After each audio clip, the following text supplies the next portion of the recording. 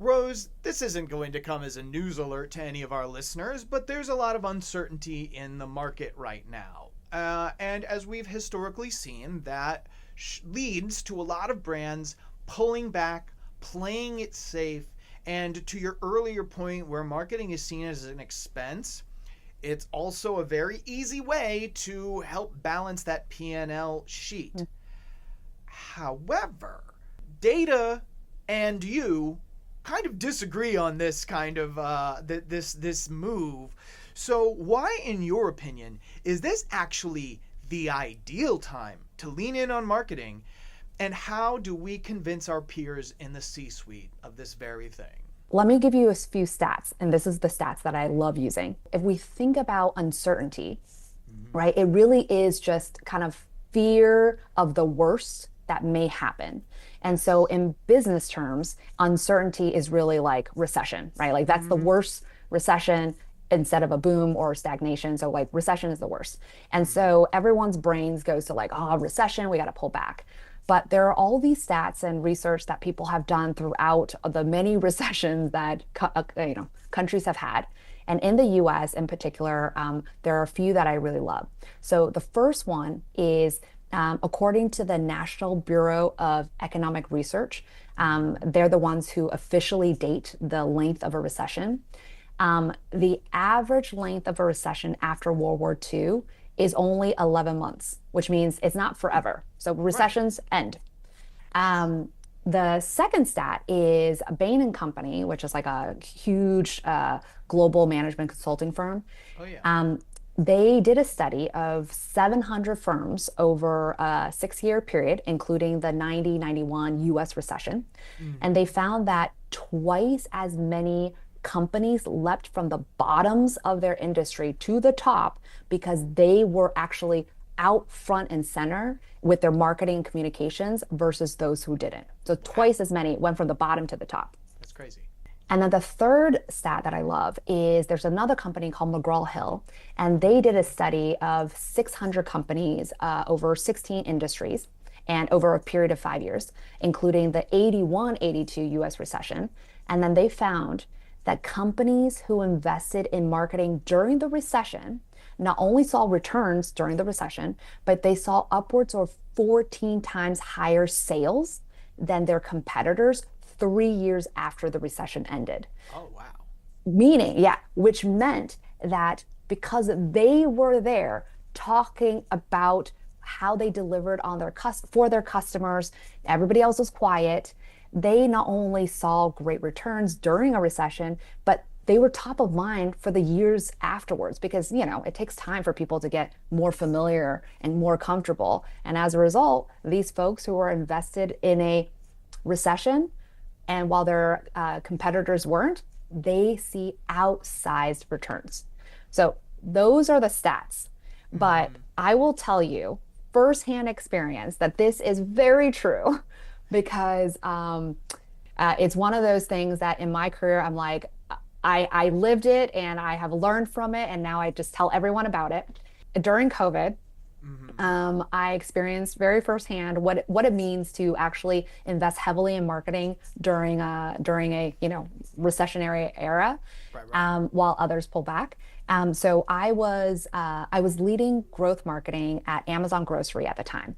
I was actually just focused pre-pandemic. It was all just trying to educate people what is grocery delivery as a concept, because at that point nobody was really doing it, and people needed a lot more education. Yeah, right. And then the most dominant player at that time was actually Walmart Grocery, and Instacart was second. The rest of us were kind of in third because, again, it was a small pie. We were all trying to educate our customers. But when COVID hit, we were all freaking out. So Walmart, Target, us, we were like, oh, we don't know what's going on. We don't know what the future will entail. So we pulled back on our marketing investment, like all of it. It wasn't just us, right? The whole industry went silent. Yeah. And of course I was like, I don't know, guys, I don't know if we should go silent. Like, I've seen enough research, but I was unable to convince my leadership at the time because, again, it's a pandemic. Like nobody knew how to behave, it's right? understandable. Like you pull it back, like we can talk about it now, but in the moment, it is In the understandable exactly. still. It's like everyone's like, I don't even know what's going on. Right. And so, of course, everyone pulled back. But guess who didn't pull back? Instacart. So remember, they were Okay. yeah. So they were number two at this time. And so, the rest of us, we all pulled back, but Instacart, Hmm. they actually went in hard. They were like, we're going to put in more money, but they were very strategic and they put in more investment in search and social, which in Ah. hindsight makes total sense, right? Because Hmm. all the consumers, all of us were trapped inside our homes. Yep. The only way to find information was through social, was through search. And Hmm. so, of course, when they were there, the rest of us were quiet. They were the only ones shouting, unopposed, that they were able to deliver groceries to your door so you don't have to worry about going outside. It was brilliant. And of Hmm. course, something that they took a risk on, but the reward was significant. So, in a matter of months, so search interest for Instacart overtook Walmart grocery, um, like almost immediately. And then by peak COVID, the search interest for Instacart grew something like 12.5 times versus pre-pandemic. Damn. Like 12.5, yeah. And then, of course, the rest of us just organically and naturally, we did grow, but our Hmm. search interest was like 4 to 6 times. So, like, Right. not at the level that Instacart was. But that's not the crazy part. The crazy part is just like what McGraw-Hill found out is years after the onset of COVID. So we're talking 2020 through 2024.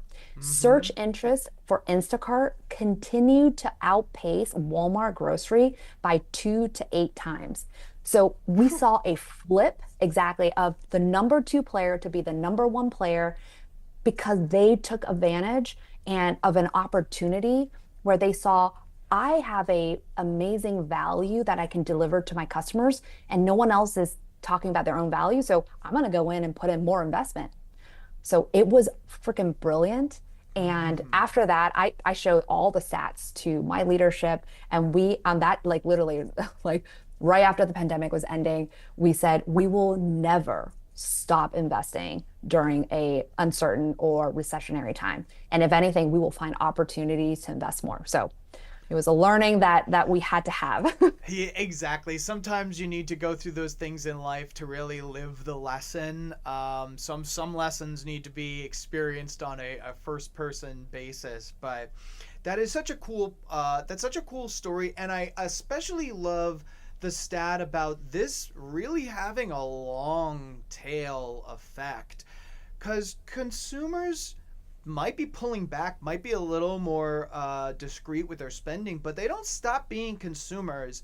And let me just tell you, listeners, they don't care what's happening behind the curtains at brands. You know what I mean? Oh, they didn't want to be here for me in a time of need, but I understand they've got that. No, we really don't. We don't have that level of understanding for No, the we're very marketer's fickle. job, you know?